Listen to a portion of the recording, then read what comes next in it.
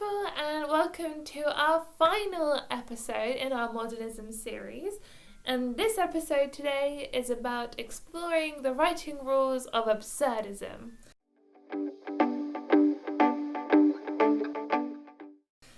Now, what is Absurdism theatre?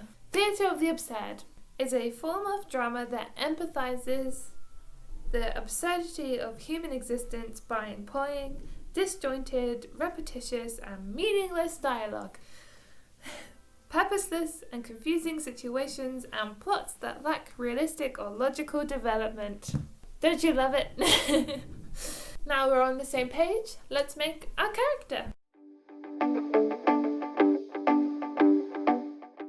As you can see, our character is wearing a very baggy suit. And I have chosen this outfit, this costume, because of the play that I'm focusing on with this, and that is Waiting for Godot by Samuel Beckett.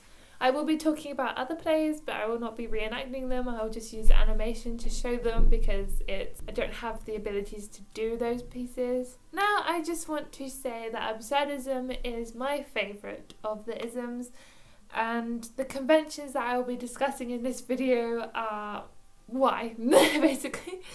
Right, so let's move on to set. So, like Surrealism, your set is quite simplistic and maybe a bit dystopian, but again, you can have it to be whatever you want, which is very similar to Surrealism, but do keep it a bit more simple, just easier for you, and for the actors and the director.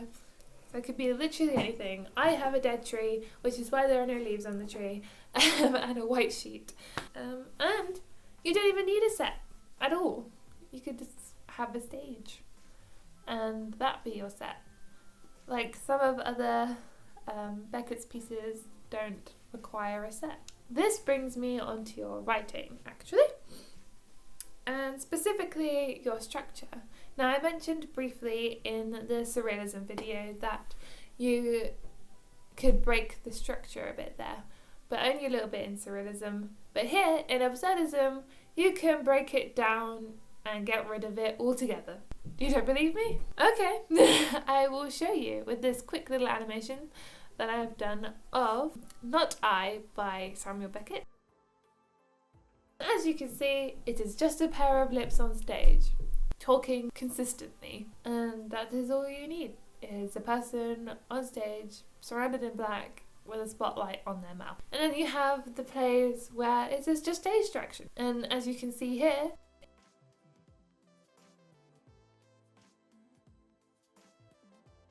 it is just stage directions. And as you can see, you don't have to do any specific set, you don't have to have characters even for those things. You can interact with the audience. You don't have to interact with the audience.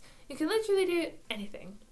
But anyway, moving on to something Absurdism does a lot better and a lot more than what the other isms do, and that is dark humour. And this is where I'm going to show you the scene from Waiting for Godot. I'm going to warn you here that they are talking about hanging themselves and they are talking about erections. So, just as a heads up. But here you go.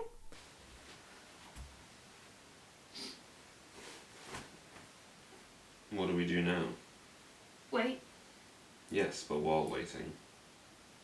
Hang ourselves. It'd give us an erection. An erection! With all that follows where it falls mandrakes grow. That's why they shriek when you pull them up. Did you know that? Let's hang ourselves immediately!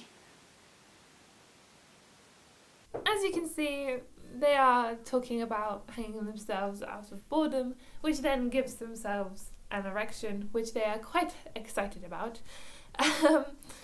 And to preface this, Waiting for Godot is set in quite a dystopian world. They are waiting for Godot to come, and he never does, and they're just waiting at the same spot every day, and that is the bit of context for that scene. But yes, and as you can see from it, it has no plot.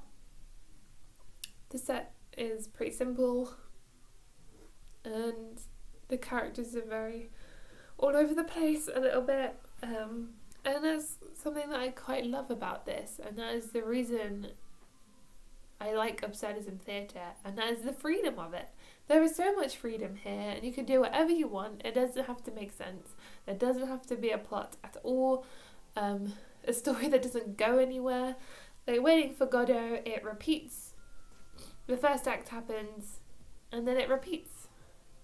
And you're with 4 characters through the whole thing. 2 of them are Vladimir and Estragon. I think that's how you pronounce it. Which are the 2 guys. Unfortunately, I am here.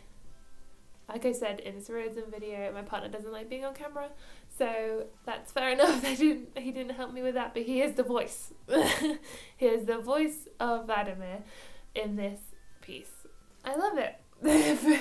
Absurdism is great, and I highly recommend you write something like this, or at least read it, or go and watch it whenever hopefully theatres will be back to normal. But obviously they can't be right now. Oh, and one more thing. I think absurdism is the crossover-ism between modernism and postmodernism. And now postmodernism is a whole nother can of worms that I will open in another series of videos that will hopefully go up in August, like the same like every week in August, hopefully, if I have enough stuff. And if you want that, like if you do want me to do that, then please like the video and write a comment down below. And if there's anything else that you want me to cover in theatre wise or in writing wise, then please do let me know down below. Anyway, back to Absurdism, and let's just reiterate some of the stuff. So, simple set, lack of plot, very simple characters, dark humour, no structure or very weird structure, and just make it weird and break all of the rules of theatre, basically. And I think that's it for our modernism videos. I really hope you enjoyed and stayed a while. And if you did, please give it a like, comment down below, and subscribe if you're new. And this is the last one. That makes me sad. I enjoyed making these. But if you have anything else you want me that I touched upon or that I talked about briefly and you want me to do a full video on it, please let me know. And yeah, I hope you have a wonderful day, night, evening, whatever.